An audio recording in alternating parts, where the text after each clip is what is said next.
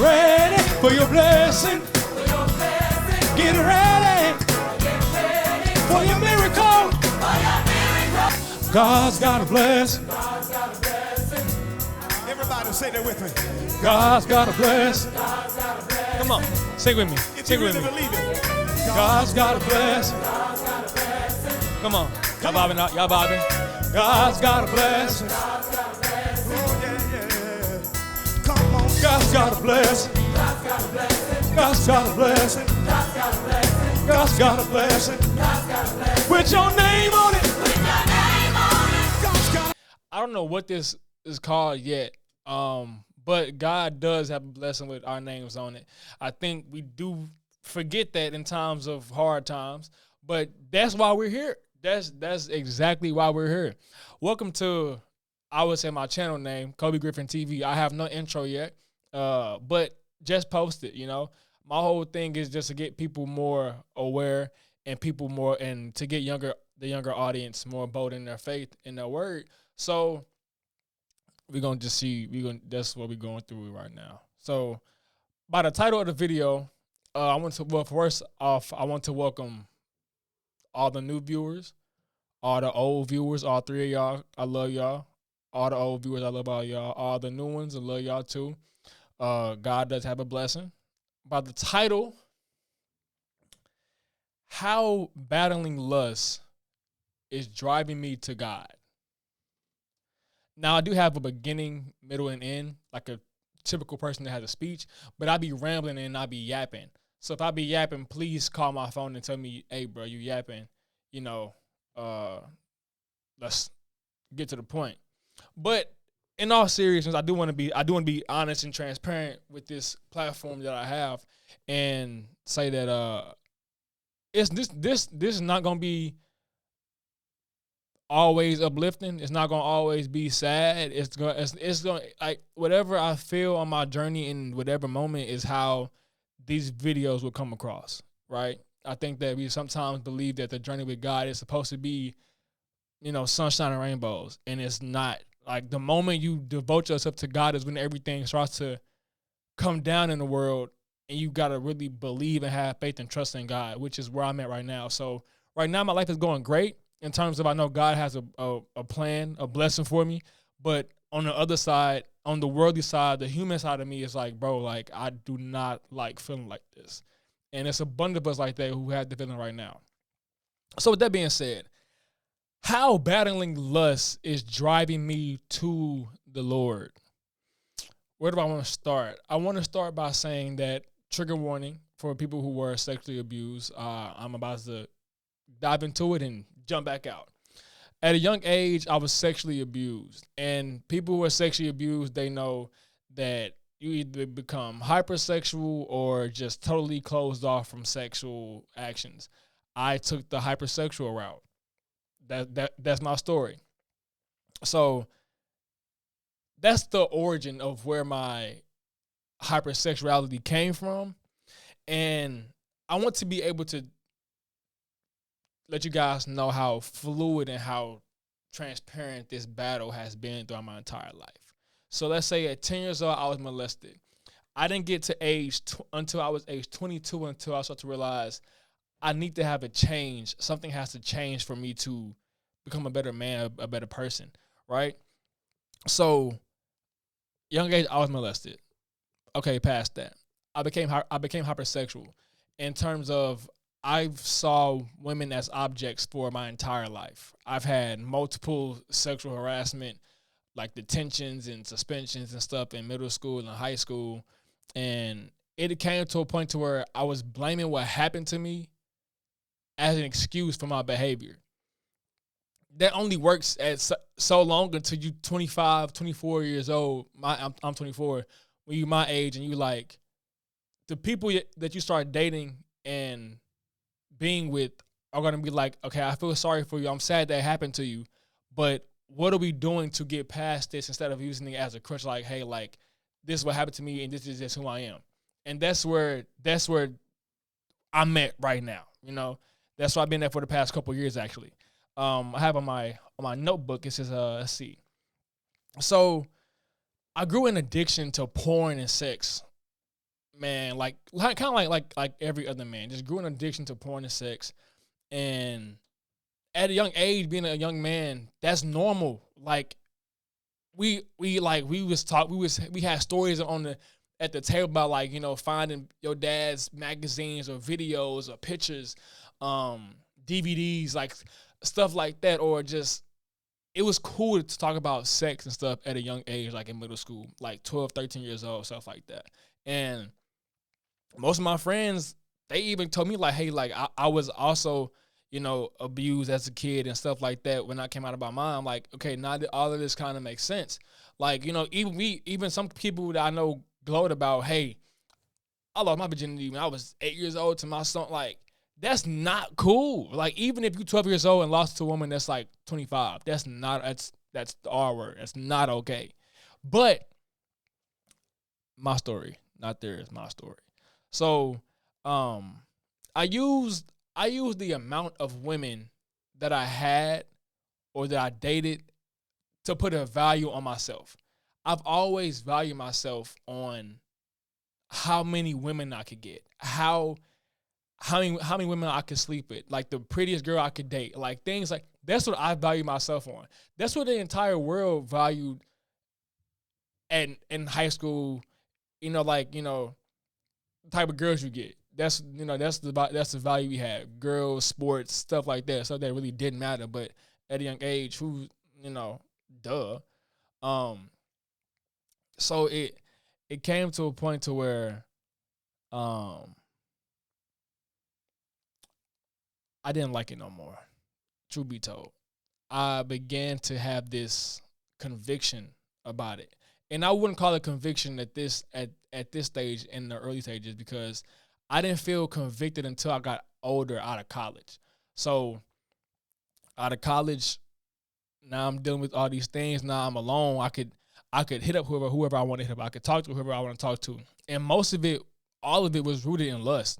Like, all of it was rooted in, okay, how can we have sex? How can we do this? How, like, you know, it was all rooted in sex, bro. Like a bunch of this stuff was. And it never took a toll on me until I got older. Until about a year and a half ago, I met a girl. She was amazing, by the way. And she kind of redirected my life in terms of she was practicing celibacy, waiting until marriage to have sex. I never thought of it, but I was at that point to where I'm like, okay, bro, I don't like where my life is heading, and for the woman that I want, the caliber of woman that I want, something got to change. So I had a woman who was really strong and heavy with God, and she really spearheaded my journey into becoming celibate. And now I'm in this stage to where I have to keep this thing going because I'm no longer with that person. So now it's like, how can I do this alone for the sake of, oh, I don't want to cheat? How can I do this on my own 2 feet? So this is where we are now. And like I said, this not gonna be like super concise. I'm gonna be all over the place. I'm sorry. Like I said, I be yapping. It came to a point where I was feeling guilty about the things that I was doing.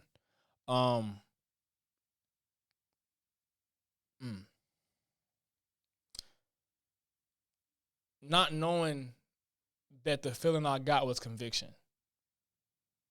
I would get convictions from this before I was with my previous girlfriend. I would have sex, and afterwards, I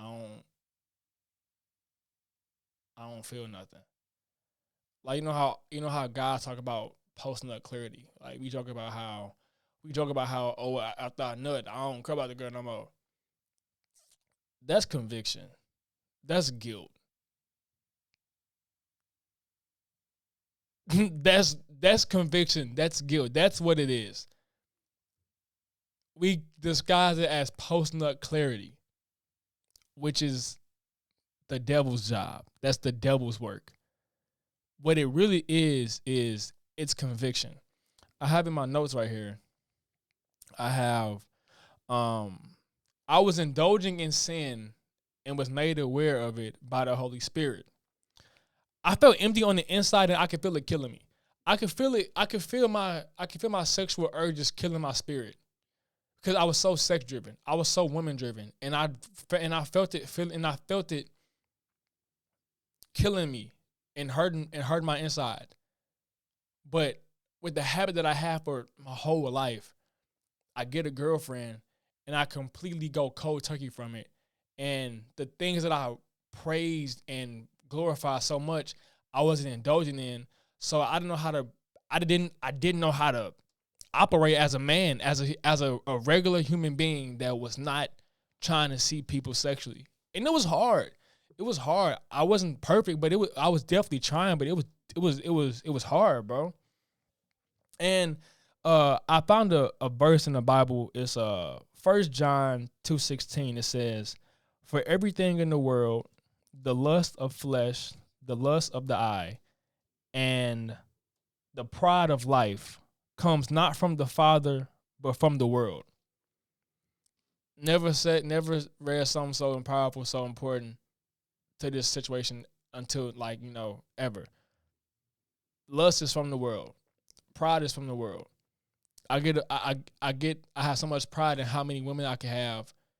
That's within the world, right? And I was tired of a sexualizing lifestyle. You know, I was tired of. It was almost like it was second nature. It was almost like my second personality. Like I was Kobe, then I was Kobe the freak. And in high school, it's cool to be like, oh, Kobe, good girl, da da da. I'm 24. I want a wife. I want a woman of God.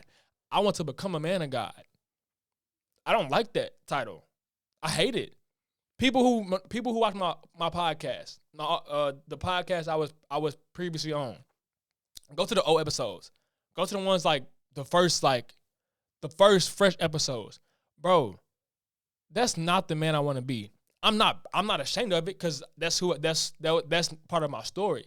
But back to my journey. Back to my journey. How lust drive me to God. It was a point to where, like I said, it was a conviction thing, bro. And the conviction was more apparent than the satisfaction of a woman. I feel like that's not reached my breaking point. I reached my breaking point to when the conviction was stronger than the satisfaction I got. Truth be told, bro, I'm hurt.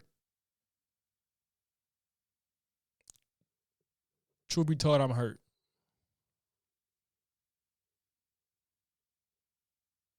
I don't think it gets any deeper than that. I'm hurt for a good cause, for a good reason.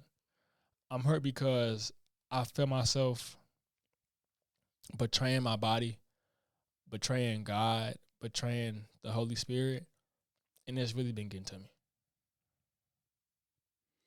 And now I'm in this stage to where I'm trying to break out of this. I've suppressed it for a year and 4 months. I ran from it. So the person that I was, I got a girlfriend, suppressed it, ran from it. Me and the girlfriend broke up. Now it's my choice. Do I revert back to my old ways?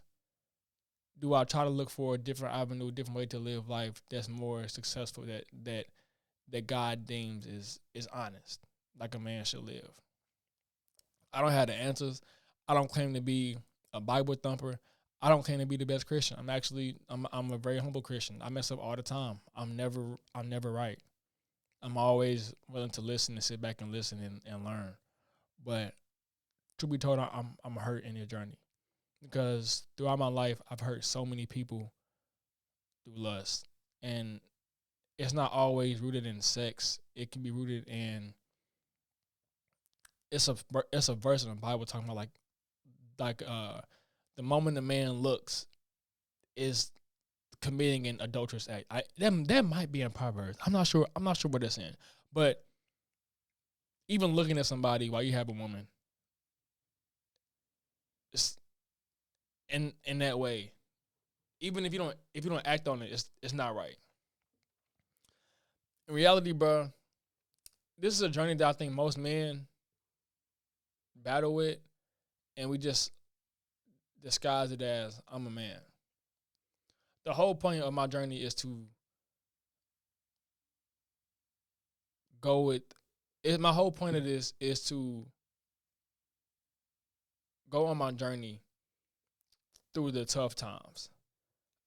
I don't want to make a video in 8 months saying, "Oh, this is how God brought me through this," or "This is how."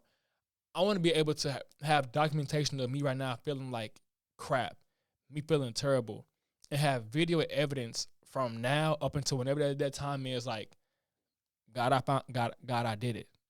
God, I finally broke through. Y'all, I finally broke. Like, I want to document this entire journey. It wasn't the best episode, you know. I can definitely plan more, but it's just a start. So, what I got on here, I says, I want to encourage us all, whether you'll stay on the journey or not. I want to encourage us all to continuously seek God. And even if you're a person that deal with the things that I've dealt with, or have your own battles and don't know which route to go, and you don't seek God continuously, seek God. Give it a shot. God is the only person that's in your life that's never going to leave you, that's never going to forsake you, never going to betray you. He's always going to be right there. But just know, just because God is right there does not mean everything going to be okay. Everything will be okay in terms of, you know, that you have a Father in heaven that will never let you down, that will break you down to build you back up. But I ask you guys to seek God continuously. That's what I'm learning to do, and that's the route that I'm going on. I think that I've grown such an attachment towards God in the past couple days, bro. Like, when I get quiet at night, I just close my eyes and just sit in silence. I talk to God. I let God talk to me. I didn't know how to do that at first. People would say, like, "Oh, I talked to God and God told me this." I'm like, how do you do that? How do you got to just really prioritize God, man. The way that we prioritize our phones and our girlfriends and our boyfriends and our careers is the same way God asks for our attention. And I'm lately I've been giving that to him. And even though this process hurts, because it feels like I'm betraying my old self, but my old self is the reason I'm in this position. So therefore I'm thankful. Therefore I'm thankful. I was finna cry, but I definitely reeled it back in. But yeah, bro, this is just my first video. Like I say, I be rambling. I'll be more concise whenever I'm more concise. But as of right now, I don't have a name for this show, name for this journey. But please come with me. You know, like, comment, share, subscribe if you want to. I don't, you know, obviously I want people to watch my stuff, but I want them to watch it for a bigger purpose. Like, if you watch my video one time and then go on your own journey and never come back to me ever again, I did my job. I did my job. So, love y'all. I'll see y'all the next video, probably tomorrow, probably on Wednesday. Who knows? Come on, Norman. Bring us on.